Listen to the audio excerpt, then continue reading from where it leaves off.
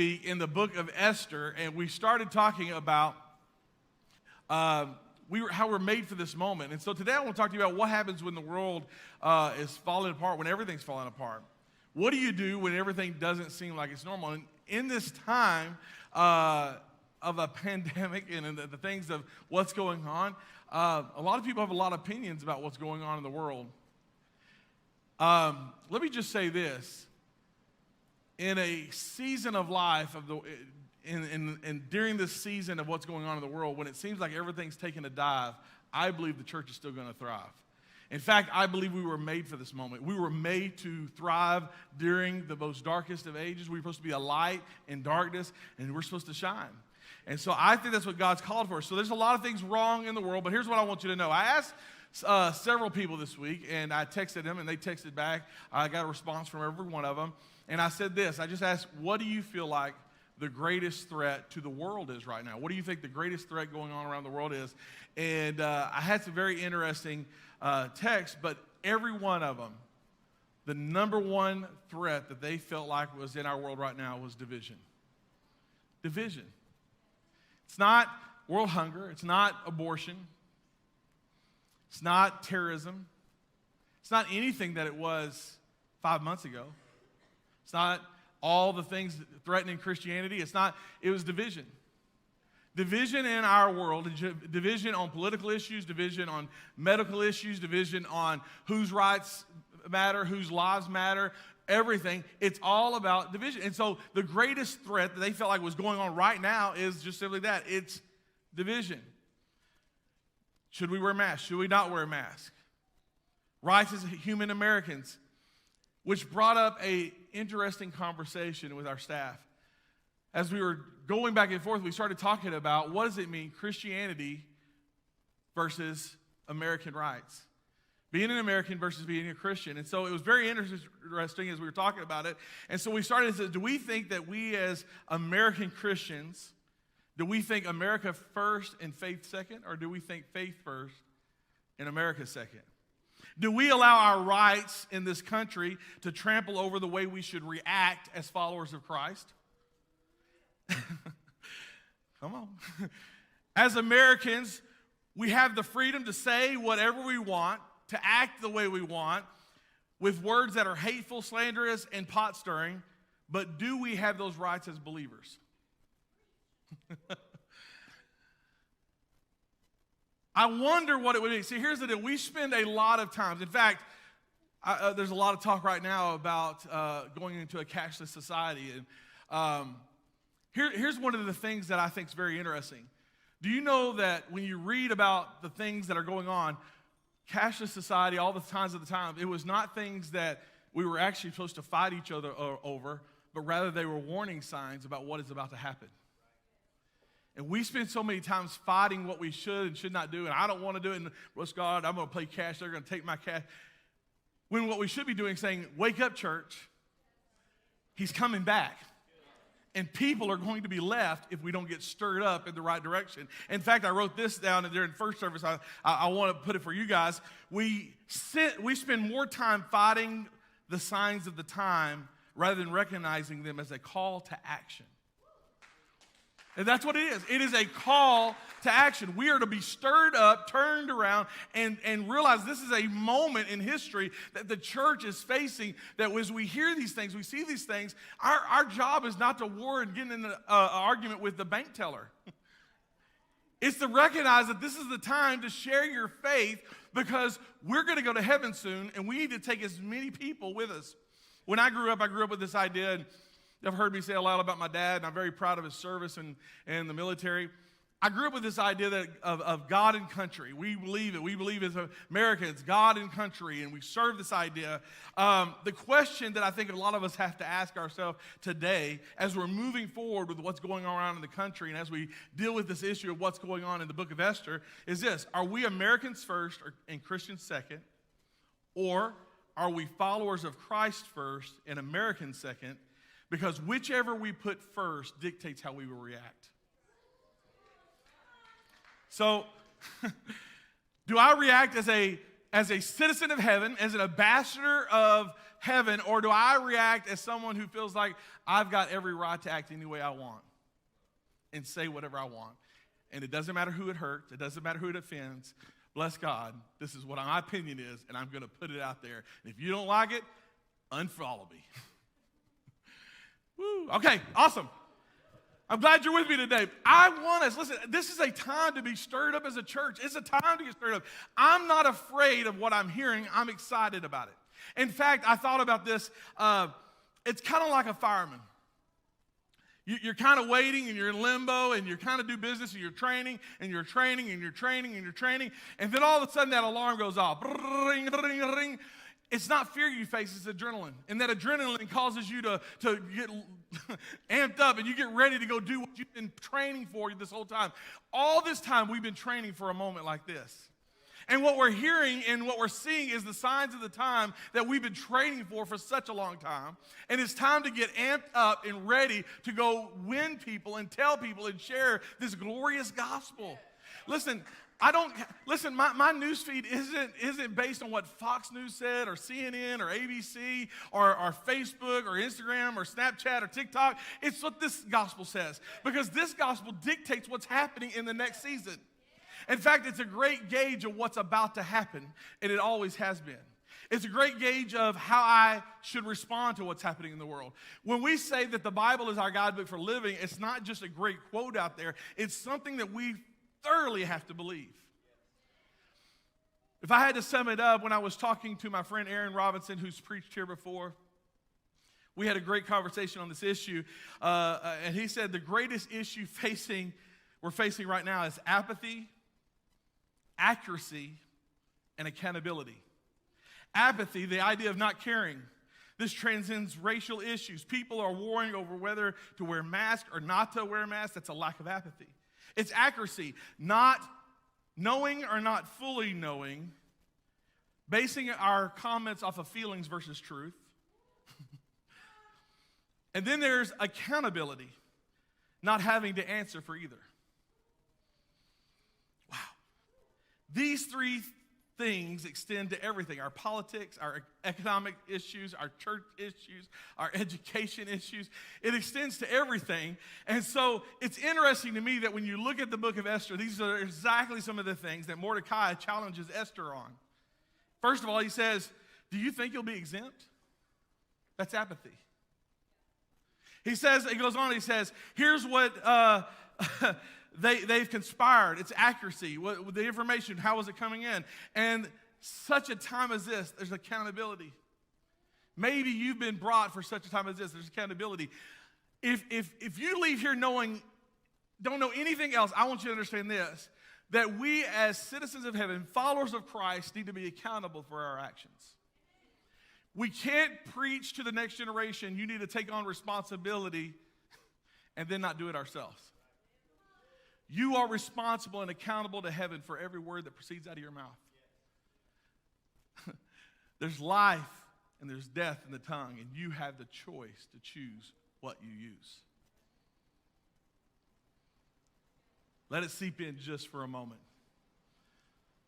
My mom's here this morning. She'll tell you, Brian, don't you say anything until you walked a mile in their shoes. Said it all my life, in fact.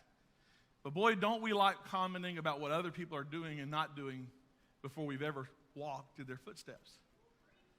I've not had their struggles. I've not had their situations. I've not had their problems. I've not had their... But I sure have a great opinion about what everybody should be doing with their lives. See, the book of Esther opens up with Xerxes throwing this great big party. In fact, the party lasted 6 months. Can you imagine? This wasn't a great picture of a king.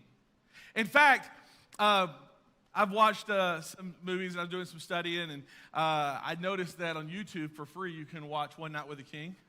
So I thought, hey, this is great, I'm doing it. So I watched One Night with the King this past week. And one thing I noticed, they portrayed Xerxes way different than what I'm reading in the scripture. He's such a nice guy and loves Esther. And anyway, this is not the guy I read. This guy was brutal. In fact, when he called Vashti in to show off her beauty and to undress in front of all of the other men, that were at the party after he'd been on a drunken stupor for several months, and she refuses. He writes her completely out and says, I don't want to be, she's not the queen anymore. I don't want to see her ever again. She's never to be in my presence again. She's gone. She's banished from my presence forever. And then he writes this to everybody else in the entire kingdom. It's an interesting statement. Esther chapter 1, verse 22, it says, he sent a letter to all the parts of the empire, to each province in its own script and language, proclaiming that every man should be the ruler of his own home and should say whatever pleases him. He was not the king in America. An American woman would never let that fly. He's so aggravated that she did not do what he said. He says, that's it. Every man's going to be the ruler of his house, and he's going to say, do whatever he wants because I'm tired of all this. And he makes this idea. It's the world that Esther lives in. If you really look at what's going on, Esther is really an example, or really rather a victim of human trafficking. She was being trafficked as a Jewish slave. She was sold and she was brought into Xerxes to be his queen. She had no say in the matter. She had no say in where she lived. She's really just a product of what is literally going on to her people around her. Xerxes asserted his dominating attitude. And amongst all this other stuff going on and all the horrible paganism and things that he was involved with, amongst this you have Haman, who's got a very much a great agenda, hatred to annihilate all of the Jews. He's the modern day Hitler, or the preset. He's not the modern day. He's the preset.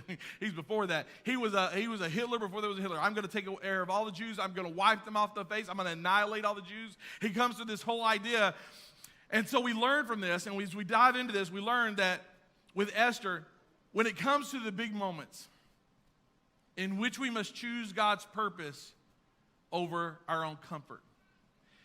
I think that's a great statement. When we look at Esther, what we really are learning is we have got to learn, we have got to choose God's purpose over our comfort. And so many times, especially right now, I'm seeing many of us choose something else. We are definitely choosing our comfort over his purpose. What would stop you, hinder you, draw you back from being and doing what God wants you to do? I said this to some people, and I said it at the first service, and I might as well say it to you guys. If you would have asked me at the beginning of the year when we were preaching this great thing about every soul matters to God, I would have said, man, you want to come? Our church has never been more unified. It's never been more on fire. We're going the same direction. You know what I've learned? The pandemic shows how divided we really are. Divided on medical issues, divided on social issues, divided on political issues. The church is divided. And there's never been a time like now for us to get single-minded for a single purpose, which has always been our purpose. Do you know that our purpose has never stopped being winning souls, ever?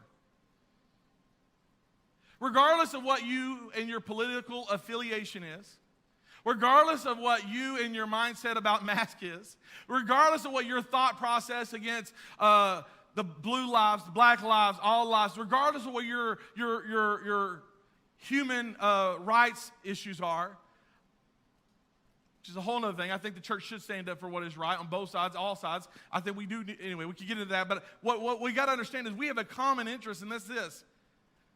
That we as believers should do everything we can to bring as many people to heaven with us as we can. We should love people unconditionally. We should reach out with them without fail. And there's nothing that should ever stop us. Not a pandemic, not a fear, not a mask, not a violation, not a worry about all this other stuff. It should be whatever we can to reach people with the glorious gospel of Jesus Christ. We are frozen in our tracks, and we have failed to move forward, all because of a fear of what might be taken from me. That's all right. I don't need to be shouted down. This was tough when I wrote it. This was one of those things. So you see this. Esther, she comes to this moment, and it's just like all of us, where we're faced with the idea, do I choose my comfort or do I choose what my purpose is? And she comes to this idea, and Mordecai says, look, you've got to do something. You have got to do something. If you don't, it's either you're worried about your life, but really all of our lives are. Do you care more about your life than ours? And not only that, if you think that just because you're a position will save you, you're wrong. When it all comes to the end, when it all comes through, God will still save his people, but you will still have to you will still be accountable for what you didn't do. Your position won't save you. And so it comes to this place, and she kept her whole thing solid. Verse 11, Mordecai pleased with her in verse 11. But in Esther chapter 4, verse 14 through 17, if you keep quiet, at a time like this, deliverance will still come, relief for the Jews will arise from some other place, but you and your relatives will die. Who knows if perhaps you were made queen for such a time as this? What if you were brought into this place, into this church, into this family for such a time as this? What if God brought you here for this moment? What if God brought you here to shake the very core of everything you thought you knew, you moved for, you lived for, and said none of that stuff matters. All that matters is this. There is no doubt in my mind that we believe that Jesus is coming back. There's no doubt. There is no doubt, I don't think in anyone's mind here, that he's coming and he's coming soon. There was a time where we thought it may be one day soon, but I believe we believe now more than ever before his coming is imminent, it's nearer than it's ever been, and it is absolutely soon. Even a novice who knows very little about end times and eschatology will tell you that they believe that his coming is soon. So my question for the church is, if you know you're ready, then what are we waiting for? Maybe you've been brought for such a time as this. I think that sometimes we're worried about what it's going to cost us. It's going to cost us our time. It's going to cost us being uncomfortable and having very uncomfortable conversations with other people. It's going to cost us getting very real, very honest, and very broken. It's going to cost you getting down and showing your vulnerability as tears stream down your face and you share with that lost grandchild, that lost son, that lost daughter, that mother, that brother, that sister, and you share with them how the deepness of your heart, how much you love and care about them, and you don't want them to be left behind when all this is over. What's it going to cost you? That coworker you've been praying for that we care so much for, it's going to cost you being vulnerable, saying, listen, I know we've been working together, but I just feel like you need to know. What's it going to cost? Is the cost greater than the reward? Maybe you were brought to that place, to that business for such a time as this. Some of us hate our jobs but don't know why God has got there. Maybe it's because you're a missionary. Because who else is going to go to that place? Who else is going to be that missionary to that place? Is it God may rise up another, but right now he's got you where he wants you for such a time as this. Esther replies to Mordecai. Of course, we talked about this last week. Go pray, go fast, and we'll do the same. Me and my chambermaids will do the same. And at the end, if I die, I die. Whatever the cost. If I die, I die. Probably the greatest statement in the entire book of Esther. If I die, I die. Whatever the cost, I'm willing to pay it. Whatever it's going to cost me, I'm on it. I don't care, I'm going to do it. And from this exchange, Mordecai and Esther show that their faith is growing. And we learn a very big lesson about what we should do as believers. The very first thing we learn is, first of all, if you're taking notes, you can write this down. Decide to be a part of the solution. God has called you to be a part of the solution, not part of the problem. That doesn't mean that you have the answer to all of life's problems. Isn't that good news? Because I don't either. But it does mean that you're part of the solution to one or two problems. God has got you in a position and a place of purpose for such a time as this. You know, we have plenty of people out there in the news and in the realm that tells us all the things that are bad in the world. We have a lot of people out there that want to point out all the problems, and very few people actually want to do the work. Here's what I want you to know. I am sick and tired. I hate when people say this.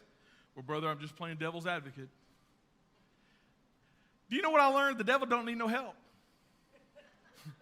He doesn't need your help. He doesn't need an advocate. Why don't you be God's advocate? Because the enemy's already talking in people's ears about everything that's going to be bad. He's already got commentators, news broadcasters, and people online telling you all the gloom, doom, and destroy. Why don't you stop being an advocate for the enemy and start being an advocate for God? Who in the world makes you think that the devil needs an advocate? I hate that statement. Just playing devil's advocate. Well, stop playing. I need people to be real, honest, pure, full of hope. We are dealers in hope, church. We had the great hope, the blessed hope. Why would we ever settle for less? It's time to realize that God has called us for such a time as this. We've got to move beyond it. We've got to stay beyond this moment and realize there's more beyond. Number 2, start from where you are and do good. Well, I haven't done a lot of things right. I don't care what you did in the past. Start now. Do good. I love this quote. And it's Esther. Esther's first response to Mordecai was, I have not been called. Mordecai's response, your position, your privilege is your calling. Your position, your privilege is your calling. Where God has got you. Whatever you have in terms of power, in position, in prosperity, in prestige, it's all at your disposal for either good or for evil. Do good. Choose to do what is right. Choose to do good. Choose to do what God has called you to do for such a time as this. Leverage your influence. Do you have influence? Leverage your influence for your family. Leverage your influence on social media. Leverage your influence with the people you work for, with your employees, with your coworkers, with your bosses. Leverage your influence to do what? To do good. Why? Because found people find people. Redeemed people redeem people. Healed people heal people. If you've been healed from hurt, you've been healed from pain, it's your turn to turn this around and use it for the good. We are all stewards of the grace and mercy and forgiveness that God has given us, so we need to share it with everybody else. Here's number 3, speak God's purpose with courageous boldness. God has got a purpose for your life. Speak with courageous boldness. It's not about you, it's about Him and His purpose. What has God called you to do? And what are you speaking out? I wish we would be as bold about the things of Christ. And get this. For some of you need to hear this. Not with the purpose of offending, but for reaching. Some of us like putting things out there under the hospice of God, just to blast other people. We are not talking about that. The Bible is not your weapon to throw stones. The Bible is your resource to reach the lost.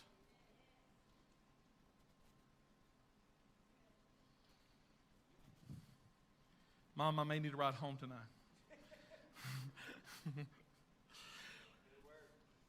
Last thing, be willing to put it all on the line for who or what you believe in.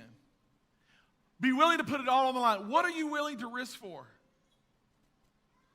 What in your life is worthy of giving and laying everything on the line for?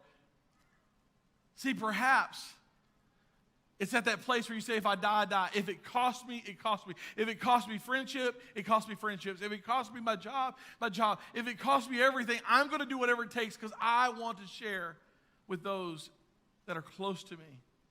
What are you holding on to that you won't let go of? What are you holding on that's stopping you from reaching? Luke chapter 9, verse 24 says this, if you hang on to your life, you'll lose it. But if you give up your life for my sake, you'll save it. As the worship team comes, I just want to encourage you this. Give all your availability. Give all your energy, your passion, your resources to the cause you believe in. Especially the cause that you're connected to for eternity. We are eternally connected to this cause of seeing people not perish, but have everlasting life. With everything within us, we should be trying to unload hell and load up heaven. With everything that's within us, we should be willing to take and seize this moment.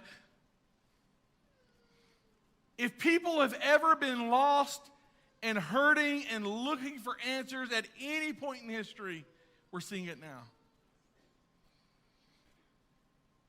The greatest events that are happening around the world throughout history have been great moments for great revival. If you track every revival, it's happened after a war, a famine. I mean, you can just track it. You just track it. And so what we're seeing right now is there's such a lack of apathy, such a lack of concern that at the end of this, I wonder if revival will break out or churches will close down. And I think that's all dependent upon how we seize this moment right now. Listen, I spent the first part of this in March and April telling you there's hope, and I believe there is hope. I spent that telling you can get beyond this. There's moments beyond this. We're seeing testimonies coming out of this, and we are seeing testimonies come out of this.